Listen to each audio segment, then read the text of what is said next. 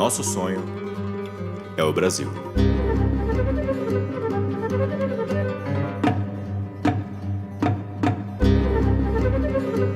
No caso, na Frente Sol da Pátria, a gente tem essa visão de que é necessário e urgente a construção aí de um campo, no mínimo de diálogo, né? Mas também de cooperação em alguns âmbitos em que haja convergência. É necessária a construção de uma frente ampla nacionalista, né? Em termos de quem ainda acredita em soberania nacional, quem se opõe à interferência do Ocidente político, né? Liderado pelos Estados Unidos, né?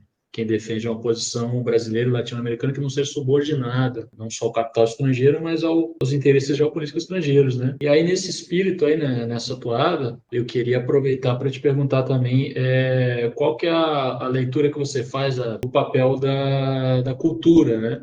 Porque muitas vezes em termos de cultura nacional, cultura popular e as culturas regionais também, né? Porque o senhor estava falando aí de uma esquerda cada vez mais imperialista, né? E eu acho que a gente poderia falar de uma esquerda colonizada também, né? Uma esquerda que concebe o Brasil não como uma formação histórica, civilizatória própria, né? Mas como algo que deveria se adequar ao modelo ocidental, ou sueco, ou americano, tanto no âmbito das relações étnico-raciais, como do tipo de família, de formações familiares, né? Como em várias outras questões, né? A visão deles é que nós deveríamos ou nos americanizar totalmente ou nos europeizar, né? Dependendo da vertente.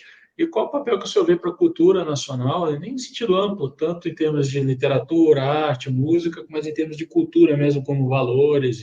A cultura é um elemento importante na sociedade. Né? Ela não como marxista, nós temos que dizer que ela não é um elemento autônomo, mas o fato dela não ser um elemento autônomo não quer dizer que ela não seja um elemento importante.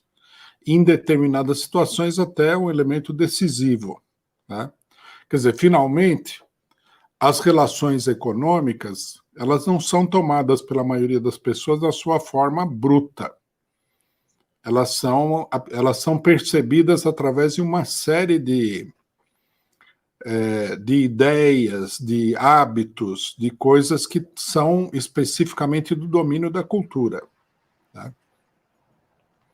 A cultura continua sendo determinada pela economia, mas ela tem, né, uma existência própria. Eu acho que não dá para você falar em revolução política, transformação política, sem levar em consideração que essa transformação política ela vai passar, ela vai ser permeada em algum momento, em diversas situações, pelo problema cultural. Do ponto de vista do Brasil de hoje, eu tenho uma preocupação muito grande, nós, enquanto partido, temos uma preocupação muito grande, porque eu noto que há um movimento organizado de liquidação da cultura nacional, que se expressa, né, nessa ideologia dita decolonial. Até o nome já é um nome colonial, né? Decolonial é uma expressão do vocabulário do inglês, né? Eles, em nome de resgatar, não sei qual cultura que eles querem resgatar, eles começam a ter uma posição destrutiva em relação à cultura nacional. Isso é uma coisa que, na minha opinião, tem que ser duramente combatida. Né? Eu tenho visto aí, nós temos, inclusive, polemizamos e tudo mais, com pessoas que querem mostrar que, na verdade, tem que ser feita a tábula rasa da cultura brasileira. Que a única cultura brasileira seria uma cultura que existiria antes da chegada dos portugueses no Brasil. Isso daí é uma coisa delirante. Né? O Brasil é um país que